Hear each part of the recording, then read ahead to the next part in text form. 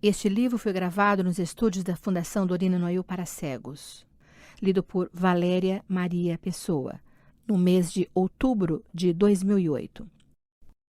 Vidinha Ociosa. Autor Monteiro Lobato. Apólogo. O velho Torquato dá relevo ao que conta a força de imagens engraçadas ou apólogos. Ontem explicava o mal da nossa raça, preguiça de pensar, e restringindo o acerto à classe agrícola. Se o governo agarrasse um cento de fazendeiros dos mais ilustres e os trancasse nesta sala, com 100 machados naquele canto e uma floresta virgem ali adiante, e se naquele quarto pusesse uma mesa com papel, pena e tinta, e lhes dissesse... abre aspas, ou vocês pensam meia hora naquele papel, ou botam abaixo aquela mata, fecha aspas. Daí, a 5 minutos, 101 machados pipocavam nas perobas. A mesmice. Um coronel inglês suicidou-se, abre aspas, tired of buttoning and unbuttoning, fecha aspas, cansado de abotoar e desabotoar a farda. A vida de Oblivion é um perpétuo, abre aspas, buttoning and unbuttoning, fecha aspas, que não desfecha no suicídio. Salva-na a botica e o jogo. A botica, porque nela há uma seção permanente de mexerico, e o mexerico é a ambrosia dos lugarejos pobres. E o jogo, por quem perdeu não pode suicidar-se antes da desforra, e quem ganhou vai alegre a cantarolar que, afinal de contas, a vida é boa. Dessa forma escapam todos ao cansaço da mesmice. A folhinha. A folhinha inventou-a algum boticário do interior para uso de sua cidade e aldeia, onde correm os dias tão iguais e parecidos que só por meio dela podemos distinguir uma segunda de uma terça ou quarta-feira. Um só dia tem feição própria, o domingo. Assinala-o a roupa limpa, a roupa nova, a roupa preta que surge pelas ruas a tomar sol no corpo de toda a gente. Redobram de movimento as praças.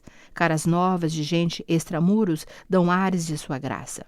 Há mercado cedo, missas até às 11. Depois, pelo resto da tarde, continua a assinalar o dia do Senhor, caboclos e negros, encachaçados, aglomerados pelas vendas. Vendem elas mais pinga nesse dia do que durante a semana inteira. Todos voltam para casa mais ou menos chumbeados. Os, abre aspas, de cair, fecha aspas, dormem na cidade. Os de pinga exaltada, no xadrez. E assim transcorre o belo domingo sem necessidade de irmos à folhinha para sabermos que dia é. Touradas.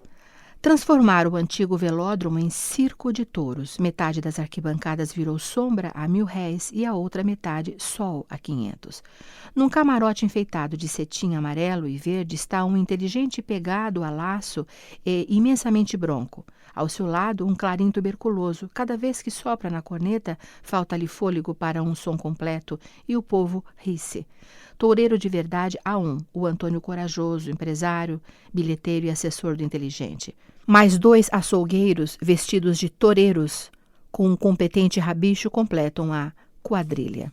A cada passinho corajoso berra para o inteligente, abre aspas. Dê ordem de recolhida, faça isto, faça aquilo, fecha aspas. E o pobre diabo se vê tonto para conciliar uma burrice inata com os deveres do cargo. O povo vaia ou aplaude num tom amolecado que é toda a graça da festa. Reles, mas divertido, abre aspas. Fecha a boca, negro. Está com fome, fecha aspas. Isso para um toureiro mulato. Abre aspas, recolham esse canivete aleijado, fecha aspas, para um rebozinho preto muito magro. Abre aspas, tira leite dessa vaca, ó canudo de pito, fecha aspas. Uma farpa fere um boi na veia, o sangue começa a correr. Enternecimento geral, para-se a tourada para remendar-se o boi. Laçam-no, cosem-lhe a ferida, operação demorada que consome 20 minutos. Tomado de piedade, o povo não consente que farpeiem os restantes. Há palhaço. Um palhaço que faz jus ao cinturão de ouro do desenxabimento e da moleza. Tem preguiça até de andar, preferindo apanhar marradas a correr. Lá quando a banda de música ataca a valsa, amorou-se, o ladrão atravessa a arena dançando. Mas dança com tamanha preguiça que o povo rompe um berreiro, abre aspas, lincha o cínico, mata, fecha aspas, e chove-lhe em cima toda sorte de desaforos e cascas de pinhão. Remata a festa, a, abre aspas, pantomina, fecha aspas, como diz o programa, consiste no pançudo, figura de um cômico prodigioso. Tem tanto de largo como de alto, perfeita esfera encimada por uma cabeça e, abre aspas, embaixada, fecha aspas, por 2 pés. É um homem acolchoado. Mal aparece, em passinhos miúdos e lentos, uma voz o denuncia. Abre aspas, é o Zé de mamã. Aí, negro safado, fecha aspas. E toda a gente morre de rir, adivinhando o pobre preto, muito sério, a suar em bicas dentro da couraça de colchões. O boi investe, marra-o, arremessa-o longe. Os toureiros reerguem-no, nova investida, novo rebolar. E assim, até que o touro desconfiado se recuse à pagodeira. Soa, por fim, o toque de recolher, e todo esburacado com a palhaça à mostra, lá vai, para os bastidores, o pobre Zé de mamã, rolado qual uma pipa. Cada terra com seu uso. O nosso teatrinho sempre usou campainha para chamadas. Campainha é eufemismo. Havia lá dentro uma enxada velha pendurada de um arame com um parafuso de cama cabeçudo ao lado. Os sinais eram batidos ali. Veio o mambembe pernóstico e calou a enxada, substituindo seus sonidos por 3 pancadas no assoalho. No primeiro dia, o povo da plateia entreolhou-se ao ouvir aquilo, e lá pelo poleiro houve risadas e assobios. O delegado resolveu intervir. Este mambembe parece que está mangando conosco. Explicações. O empresário provou que aquele sistema era a última moda de Paris. Os espectadores remexeram-se desconfiados. Estavam nessa indecisão quando o major dirimiu a pendenga com o peso de sua autoridade. Mas isto aqui não é Paris. Bravos, bravos, e a velha enxada sonorosa voltou a ser tangida com o parafuso de cabeça. Rabulices. Nos dias de júri, reúnem-se os advogados e rábulas na antessala do tribunal.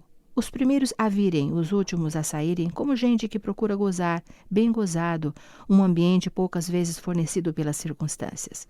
E, como peixes na água, à vontade, dão trela à comichão, mexeriqueira da rabulice, esquecendo-se em interminável prosa sobre processos, atos judiciários, movimento forense, nomeações, negócios profissionais, pilhérias jurídicas. As cabeças estão abarrotadas de leis, regulamentos, decretos e fatos jurídicos, de modo a só tomarem conhecimento das relações entre o fato e a lei escrita e nunca entre o fato e a lei natural, o que é próprio do filósofo. Na natureza só vêm coisas fungíveis, infungíveis, móveis e imóveis, semoventes, bens, res, núleos, artigos de enfiteuse, a carne e o osso, enfim, da propriedade. Essa janelinha que o artista e o filósofo trazem aberta para a natureza bruta ou para a humanidade, vistas uma como o turbilhão de forças em perene esfervilhar, outra como o oceano de paixões onde se debate o homo, animal filho da natureza, todo ele vegetação viçosa de instintos irredutíveis, o homem de leis abre-a para a rede de fios que a lei trama e destrama, fios que atam os homens entre si ou a natureza convertida em propriedade. E toda a amaranha velhaca que isso engloba-se dentro da mais bela concepção do idealismo, a justiça. Pé no chão. Fica no extremo da rua o grupo escolar, de modo que a meninada passa e repassa à frente da minha janela. Notei que muitas crianças sofriam dos pés, pois traziam um no chão e outro calçado.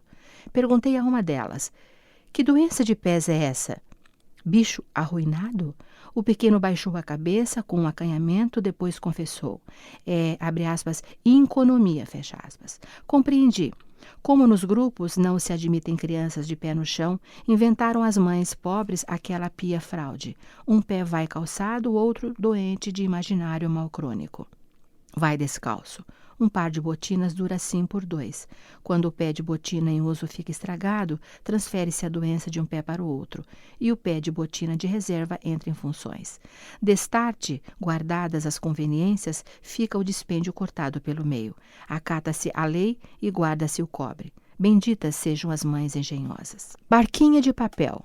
Quando chove, logo que passa o aguaceiro e o enxurro transforma a rua num sistema de rios e riachos lamacentos, começam a derivar barquinhas de papel. A casa do Joaquim, o moleque chefe da rua, vira estaleiro. Saem de lá as grandes com bandeirolas. A mocinha de frente também deita, a medo a sua.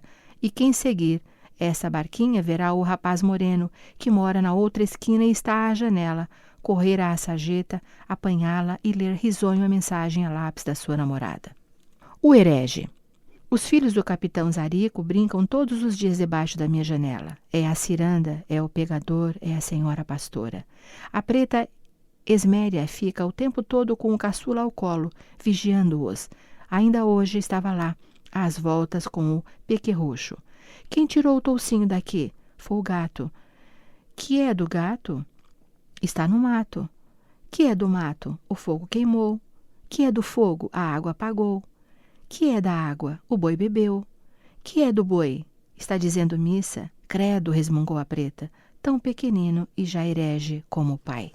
Juquita. É Juquita o terror da bicharia miúda. Cães e gatos conhecem-no de longe.